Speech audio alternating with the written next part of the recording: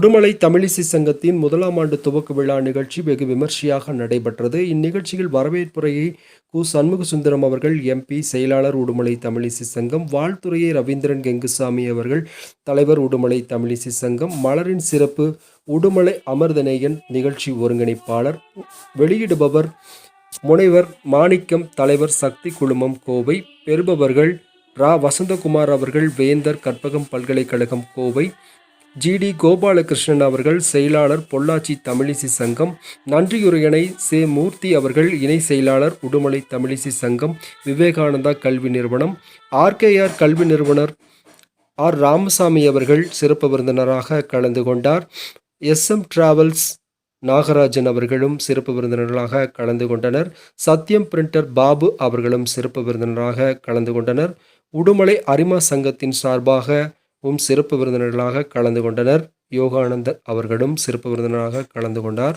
மற்றும் தன்னார்வலர்களும் பொதுமக்களும் பெரும் திரளாக இந்த நிகழ்வில் கலந்து கொண்டனர். பல்வேறு கலை நிகழ்ச்சிகளும் நடைபெற்றன. பாரம்பரியம் மற்றும் கலாச்சாரங்களை மீட்டெடுக்கும் வகையில் உடுமலை தமிழிசை சங்கமானது ஓராண்டு நிறைவுற்று துவக்க விழா நிகழ்ச்சியானது வெகு சிறப்பாக நடைபெற்றது. தமிழிசை சங்கம் துவங்கப்பட்டதனுடைய நோக்கம்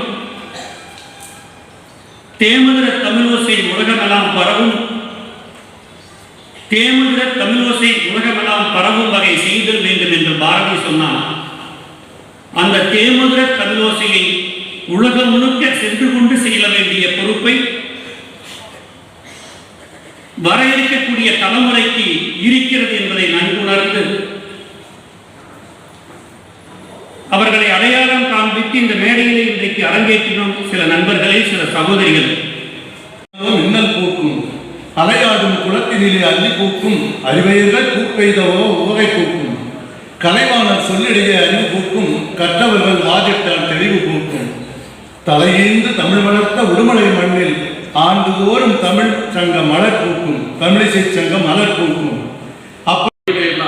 ஒவ்வொரு நிகழ்ச்சிக்கும் வர வேண்டும், வந்து எங்களுக்கு ஆதரவு கொடுக்க வேண்டும், தமிழிசை சங்கத்தை, இந்த உடுமலை தமிழிசை சங்கத்தை வளர்க்க வேண்டும் என்று கூறிக்கொண்டு இந்த வாய்ப்பை எனக்கு கொடுத்தமைக்காக நன்றி கூறி, வாழ்க தமிழ், வளர்க்க தமிழ்நாடு என்று கூறி விடைபெறுகின்றேன்.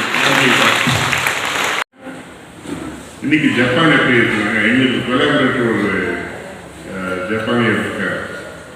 அவருக்கு 2 பெண்கள், 49 வயதாக, இன்னும் திருமணம் இல்லை.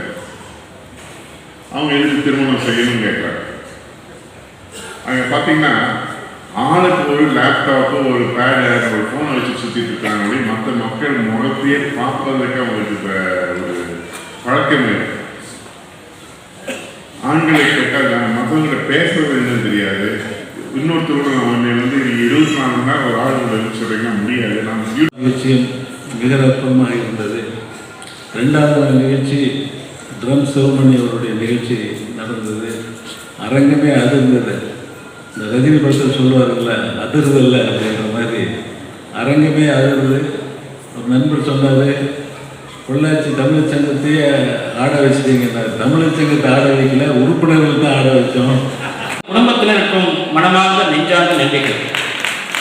தமிழிசை சங்கத்தில் ஆர்வமுடன் சேர்ந்துள்ள ஆண்டு சந்தா உறுப்பினர்கள், ஆயுள் உறுப்பினர்களாக சேர உள்ள தமிழ்நாட்டும் புறவலர்கள் அனைவருக்கும் இதயம் கலந்த நெஞ்சார்ந்த நன்றிகள்.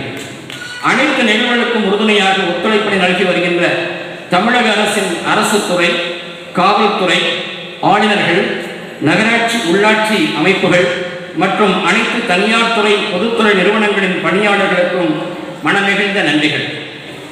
உங்கள் பகுதி செய்திகளை எங்களது செய்தி ஊடக பிரிவில் ஒளிபரப்பு செய்ய எங்களை தொடர்பு கொள்ளுங்கள். தொடர்பு கொள்ள வேண்டிய தொலைபேசி எண்கள் 8300191265 8300191265 என்ற எண்ணை தொடர்பு கொள்ளுங்கள்.